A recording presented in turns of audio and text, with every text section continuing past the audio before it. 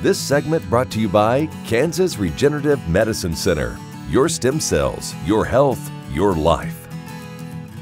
My name is Chip Redmond. I'm a Kansas Mesonet manager. I work at Kansas State University.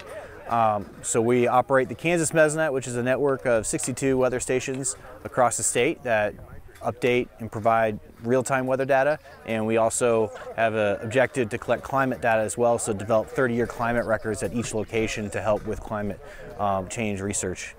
This station here is the Rossville MezaNet. It's called Rossville 2 Southeast. You can access it on the website at mezanet.ksu.edu. We can look at it right now and see what the winds are, or the wind in the temperature. The station was put here thanks to a partial grant from the Soybean Commission, and so they helped fund half the station.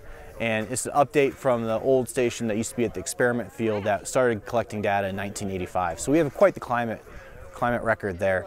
All the instrumentations come into the central hub, which is the data logger, and it collects all that data real time up to 1 minute resolution. That data gets sent to Throckmorton. Some of the instrumentation we have is a pressure sensor, and then we send data through a modem, and we have a charge controller to regulate all that power.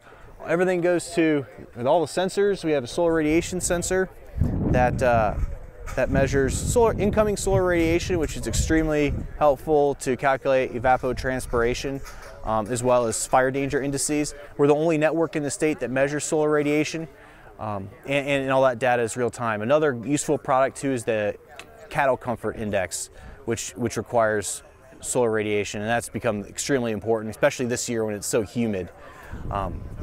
If we go into the ground, down here we have conduit running down and follow it to the green fence there. Underneath that green fence is soil moisture sensors at 4 depths. We have 2, 4, 10, and 20-inch depths.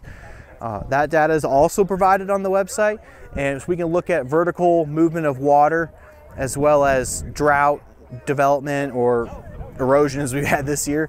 And so by having these different stations, we can look at different types of soil. Like this is a sandier soil. If we go out to Rossville station, it's more of a silt loam, so it behaves a lot differently.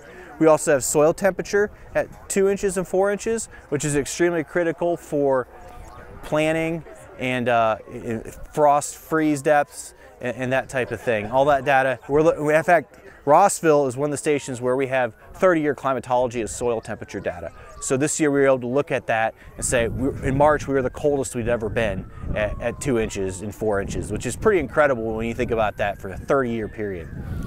So you go up, we have a little beehive up there in the top left, that's at 6 foot. That's your temperature and humidity sensor. And we can use it to calculate dew point and wet bulb as well. We go over to the left, we have our wind speed and wind direction.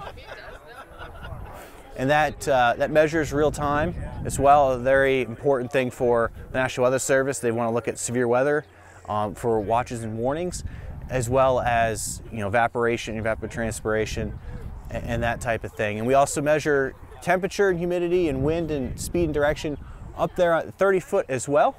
And what that does is that provides us a look at turbulence. We can look at turbulence from the surface up, and we can also look at inversions, which is extremely important these days with new concerns about spray and off-target drift. And so that we're able to measure inversions here, and that correlates with the experiment field where we can do on-the-farm research type things and actually look at those drift issues.